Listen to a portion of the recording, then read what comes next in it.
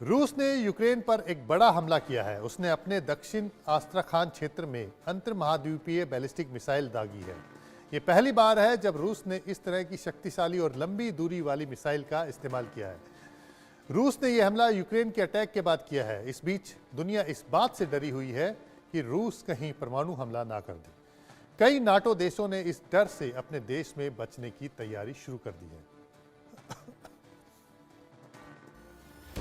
Ukraine ने की चूक, रूस देगा फूंक। बारूदी कैंची, खुली परमाणु अटैची। बाइडेन का चैलेंज, पुतिन का रिवेंज। न्यूक्लियर कॉल, अटैची वर्सेस फुटबॉल। यह खौफ की तस्वीर है, महाविध्वंस की दस्तक है। यह तीसरे विश्व युद्ध की आहट है। दुनिया बारूद के ढेर पर बैठी है, जंगी ज्वाला भड़क रही है।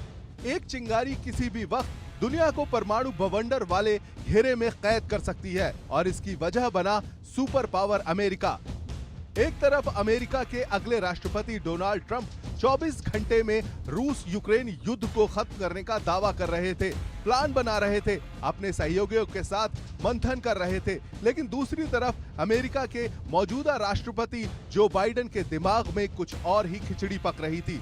उन्होंने जाते जाते ट्रंप की सारी प्लानिंग पर पानी फेर दिया, दुनिया को थर्ड वर्ल्ड वॉर की दहलीज पर धकेल दिया, न्यूक्लियर संकट खड़ा कर दिया।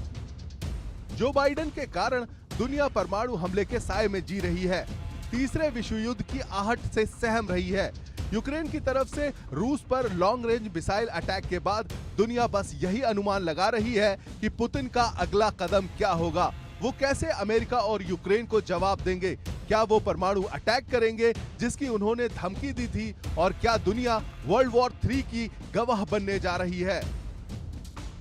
विश्व युद्ध जो हैं न्यूक्लियर वॉर से शुरू नहीं होते हैं, न्यूक्लियर वॉर से ख़त्म होते हैं। वर्ल्ड वॉर 2 में हमने जब देखा हिरोशिमा नागासाकी में 1945 में जो बॉम्बिंग हुई, उसकी वजह से World War 2 came to an and.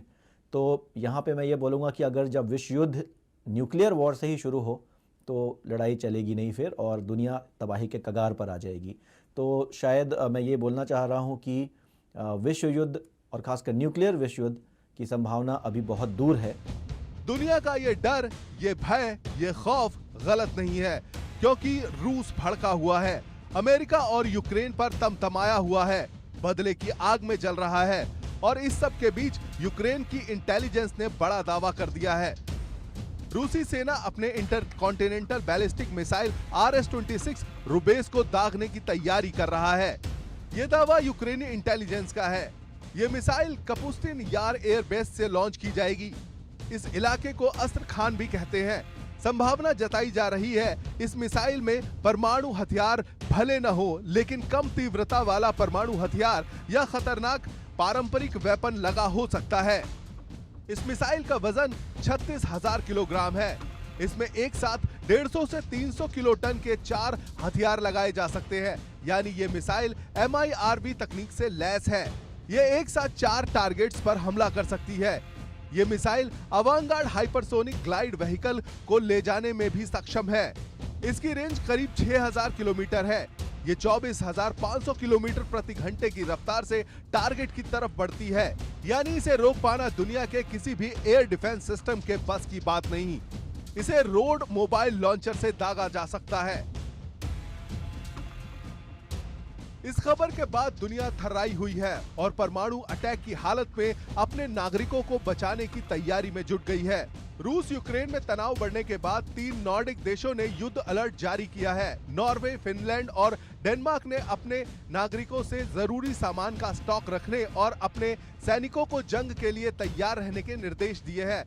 इन देशों की क्या तैयारी है, ये आपको आगे बताएंगे। पहले ये जान लीजिए बाइडेन जाते जाते वो कौन सा एक हथियार यूक्रेन को दे रहे हैं जिससे हड़कंप मच गया है और उनकी आलोचना हो रही है। लॉन्ग रेंज मिसाइलों के इस्तेमाल की इजाजत के अलावा बाइडेन प्रशासन ने यूक्रेन को लैंडमाइंस की सप्लाई को मंजूरी दे दी है। यूक्रेन के भीतर एंटी पर्सनल माइंस भेजे जाने की मंजूरी पहली बार दी गई है।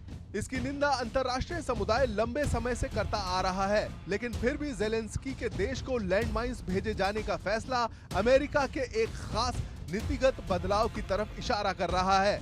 बाइडेन प्रशासन का मानना है रूसी सैनिकों को आगे बढ़ने से रोकने के लिए यूक्रेन को लैंड माइंस की जरूरत है।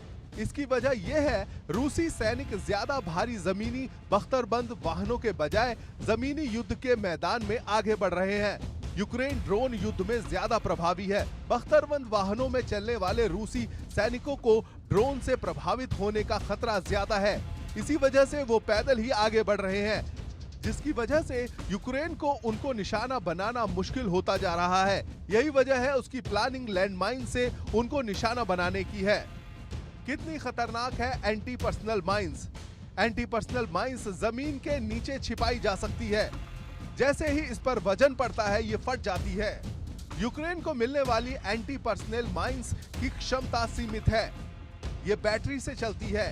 एक बार बैटरी खत्म होने पर इनमें विस्फोट नहीं होगा। 4 घंटे से लेकर 2 हफ्ते तक ये कहीं भी निष्क्रिय हो सकती हैं। वॉशिंगटन इस कदम से यूक्रेन की तरफ बढ़ रही रूसी सेना को रोकना चाहता है, लेकिन उसकी जमकर आलोचना हो रही है। लैंडमाइंस भेजे जाने पर मानवतावादी संगठन इसकी आलोचना कर रहे हैं। बावजूद इसके अमेरिका अपने फैसले से पीछे हटने को तैयार नहीं है।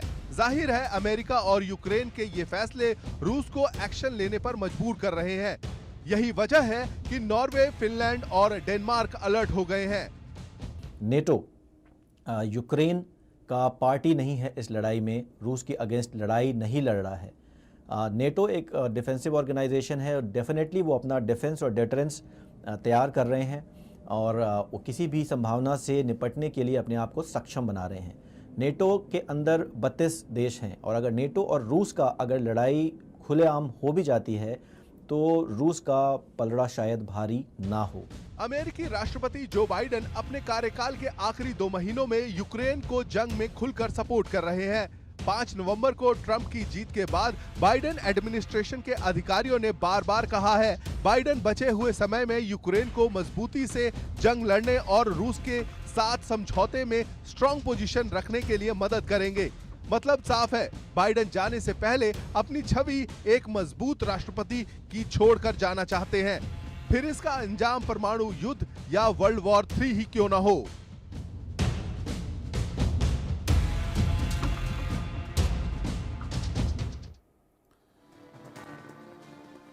स्विट्जरलैंड की एक संस्था है International Campaign to Abolish Nuclear Weapon यानी कि ICAN।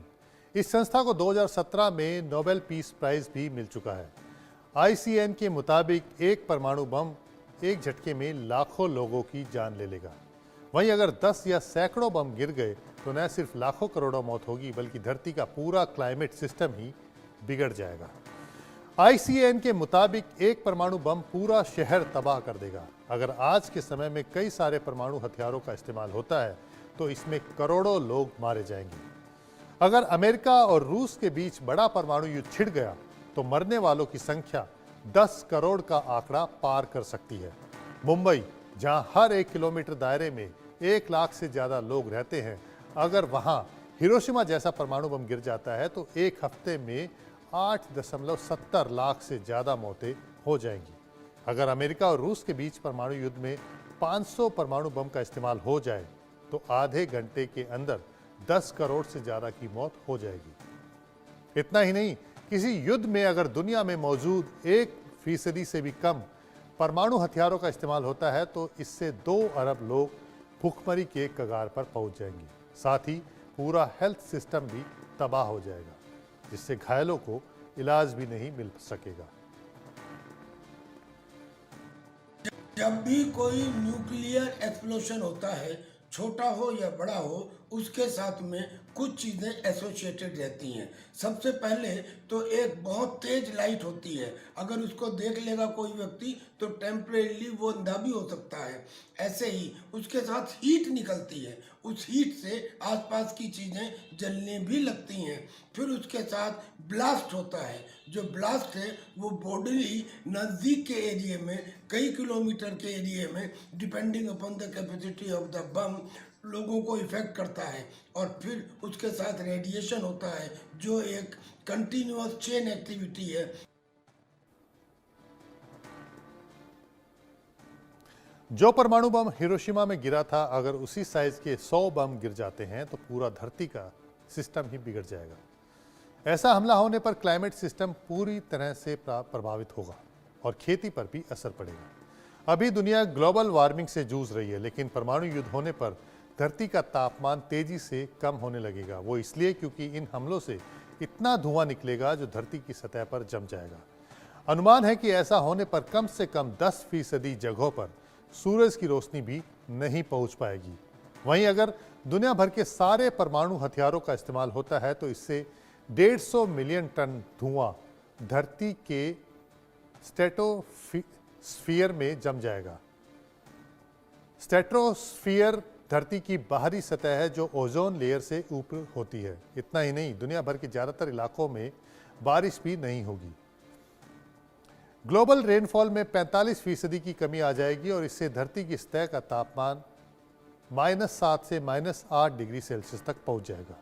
इसकी तुलना करें तो 18,000 साल पहले जब हिमयुग था तब तापमान -5 डिग्री सेल्सियस था, यानी दुनिया 18,000 साल पीछे चली जाएगी।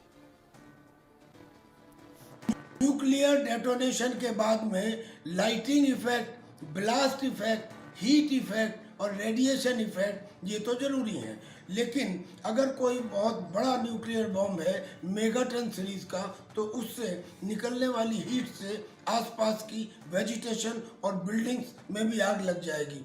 उस आग लगने से जो कार्बन बनेगा वो कार्बन जमीन के ऊपर जम जाएगा। कार्बन के जमने की वजह से सूर्य की रोशनी जमीन तक नहीं पहुंच पाएगी, यानी कि जमीन ठंडी हो जाएगी। और इसे ही हम कहते हैं कि हम आइस युग में पहुंच जाएंगे या पाषाण युग में पहुंच जाएंगे।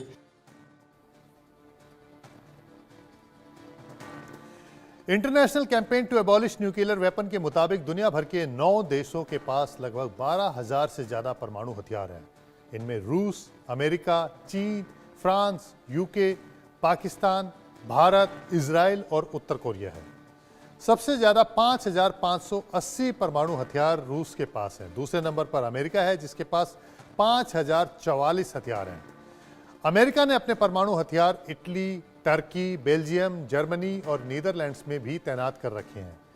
चीन के पास 500 परमाणु हथियार हैं, फ्रांस के पास 290, यूके के पास 225, पाकिस्तान के पास 170, भारत के पास 172, नॉर्थ कोरिया के पास 50 और इजराइल के पास 90 हथियार हैं। इजराइल चाहे तो अभी 200 परमाणु हथियार और बना सकता है।